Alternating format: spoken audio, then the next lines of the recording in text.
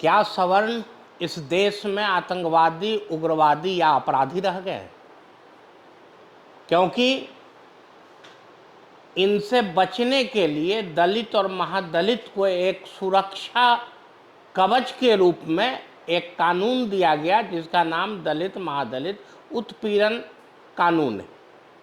नमस्कार दोस्तों, आज हम चर्चा करेंगे कि आखिर जो सवर्ण देश की आज़ादी में जिनकी महती भूमिका रही है, जिन्होंने अपना सर्वस्व न्यौछावर कर दिया इस देश के लिए, आखिर ऐसी क्या जरूरी पड़ गई, ऐसी क्या ज़रूरत हो गई देश को कि दलित और महादलित अधिनियम के नाम पर सवर्णों के खिलाफ एक काला कानून पास कर दिया गया, जिसमें दलित और महादलित जब चाहते हैं सवर्णों के ऊपर केस कर देते हैं।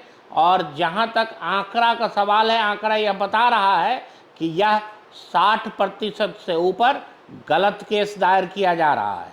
लेकिन दलित और महादलित को चूँकि आर्थिक मदद भी हो रहा है, यही कारण है कि वो गाहे बगाहे सवर्णों के ऊपर इस तरह से कोई ना कोई आपराधिक मामला दर्ज करवा दे रहे हैं। इसके बाद होता क्या है कि सवर्णों को अपना पक्ष रखने का मौका बहुत देर से मिलता है, तब तक उनके मान और सम्मान को काफ़ी हद तक ठेस पहुंच चुका होता है। क्या यह कानून देश में चलना चाहिए?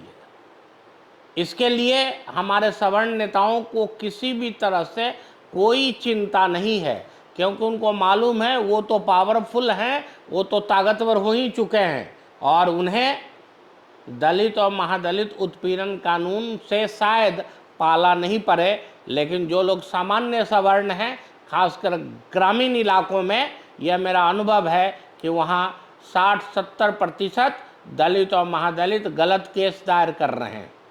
इसीलिए मेरा यह मानना है कि इस काले कानून को जितना जल्दी हो सके इसको बंद किया जाए, ताकि सवर्णों को भी मान और सम्मान के साथ जीने का अधिकार मिल सके।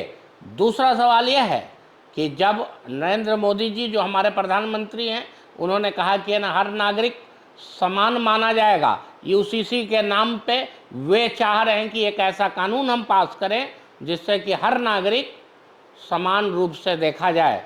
फिर आके राजपूत, ब्राह्मण, भूमिहार और कायस्थ, इन्होंने ऐसा कौन सा गुनाह किया है कि इनके खिलाफ दलित और महादलित कानून के नाम पे इनको उत्पीड़ित किया जा रहा है? हकीकत यह है कि वह कानून दलित और महादलित के उत्पीड़न के लिए नहीं है, वह असल में दलित और महादलित के द्वारा सवर्णों के उत्पीड़न की कहानी है। दोस्तों, अगर आप लोगों ने मुझे ताकत दिया तो मैं आपसे यह वचन करता हूं कि निश्चित रूप से हम लोग इसके खिलाफ लड़ाई लड़ेंगे, या तो सड़क पे, या अगर आपने ताकत दिया तो फिर सदन में।